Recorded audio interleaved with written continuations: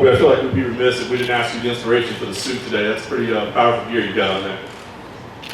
Yeah, my great suit maker, Luigi Girardi out of Miami, made me this green suit for money because, that's all I'm bringing in for this company these days myself. Like it. Listen, I think you've been kind of surprisingly respectful towards Tyron. I mean, obviously a little trash talk, but not the levels we're used to. I'm curious, is this part of Colby Covington 2.0? Is there something about this matchup that you haven't kind of gone in on him as much as you have with people in the past? I wouldn't say it like that. I just would say that I got better things to do. I was planning speeches to hang out with the president and attend his rally, and I'm doing bigger things these days. So, I'm not really worried about anything Tyron does. The only thing that I'm going to be worried about is if he tries to rap in that octagon. This is your first fight as Colby Covington Incorporated, the new team. Talking about the preparation, I mean, I imagine, individualized attention, but also a lot of challenges, right? I mean, you left an accomplished team, accomplished structure, all those things. So have there been any challenges in this new setup that you have, or have you found it pleasant? I found it very pleasant. It's been, very just free, I don't have people that go to a manager and complain to him, and be like, oh, you need to keep this guy out. He said some mean things. This professional cage fighter who gets locked in a cage in his underwear to take people's brain cells. Oh, but he says mean things, kick him out of the gym. If you got complaints, direct them to the head of the complaint department, me at Colby Covington Incorporated. Nice. A win here would certainly be big for you. There'd be clearly two fights on the table that everybody would want to see, right? The rematch with Kamaru Usman, I think everybody would be in for that, or the grudge match with Masvidal. So if you would be able to pick one or the other, if Dana came to you and said, Colby, we like your style, we like what you're doing, you make the call. Which fight do you take first? That's a tough one to ask because both those guys are going to get it. It doesn't matter in which order it goes. It could be Marty Fake Newsman first or Stu Judas Masvidal, but they will both get it unless they're both cowards and tuck their heads between their tails and run off. But, those are the only two fights I'm looking for after I end Tyron Woodley's career on Saturday night on ESPN. Hey, Colby. I think most people thought that it was going to be you and Tyron up on stage together. When did you find out that wasn't going to be the case? Oh yeah, I thought the same thing. I thought I'd be able to get in his head, play some mind games, see him face to face, look that coward in the eyes after we did the press conference. But I just found out yesterday. They called me and they said, hey, you're going to be just a single, and there'll be all the nerds from the media that should be at the Comic-Con and Dungeons and Dragons thing. But I found that out yesterday. Dana said it was because they wanted to highlight the undercard. Do you think that's the truth, or do you think maybe Tyron asked not to engage with you in person? Yeah, I would think that Tyron asked to not engage with me in person. He's doing his little thing. He's trying to copy what I do. He's wearing some hat that says whatever it said, make racists fade again. But the only person that's catching the fade is Tyron Woodley on Saturday night. He's the only one that's racist, and the only race there is in this fight is the race to get him out of the UFC.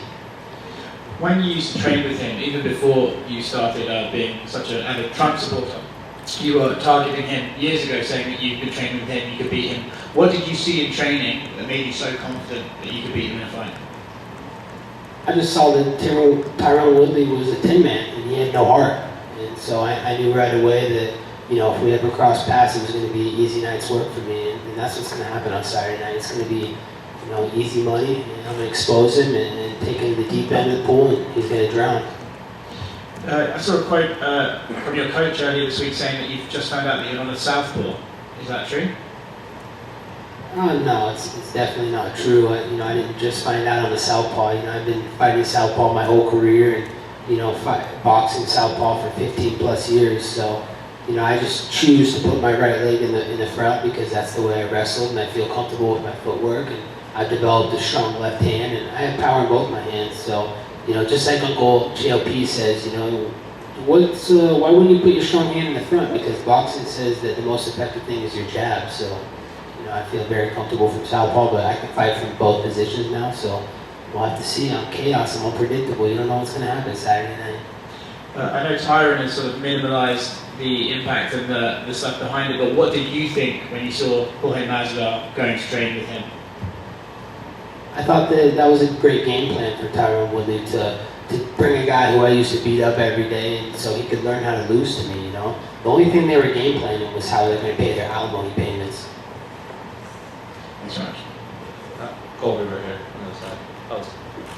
Just saw you taking another photo with President Trump with fellow UFC fighters. I'm just wondering what that experience was like so close to your fight. Man, that was amazing getting to see President Trump again. You know, I've seen him multiple times now. And, you know, I know 1% of the people ever get to see him ever in their lifetime. And the fact that I got to see him multiple times is inspiring, humbling, and it was an honor. And, you know, I feel like I got some dragon energy from him. It doesn't matter if they put Hulk in the cage or Superman this weekend, no one's going to beat me. And in that group photo that was posted, on the other side of you was Ali Abdelaziz, who you've had a couple run-ins to in the past. Was anything said between you two while you were there? He knows better than to say something to me. He knows what happened last time he tried to swing on me in the Palms Buffet line. But, you know, I'm a professional. I'm in front of the President of the United States, the President of the UFC, Dana White. You know, I conduct my business like a real American. You know, I'm a hard, blue-collar American. You know, I'm not a criminal like Ali Abdelaziz, that FBI informant. Colby, Media Nerd 101 right here. Now, I want to ask you this. Where does this fight rank with all the hype behind it? I know you just fought for the title. Where does this fight rank in your legacy? You know, it ranks up there high. It's a great fight. You know, it's real animosity. It's two guys that want to take each other's heads off. And, you know, you got red versus blue. You got me, capitalism, versus him, communism. You got me, MAGA, versus him, maggot. So, you know, this is a heated rivalry, long time in the making. And it's better late than never. So, it's up there, but it's not the highest or the best challenge that I've had. With the pressure of the president watching and meeting him again a few days ago, is this make or break for the Colby Covington career? No, not at all, man. Having the Don's support, you know, is a blessing. And, you know, I just feel thankful to be here. You know, I wasn't supposed to be here, man. I'm a kid who grew up in a small town in Oregon and was never supposed to get out. So the fact that I'm hanging out with the president, fighting for multi-six-figure paychecks, seven-figure paychecks is an honor, and you know you're going to see the best of me this weekend and how hungry I am. You know, before I was playing with you guys thought I was serious before. You're going to see how serious I am this Saturday night.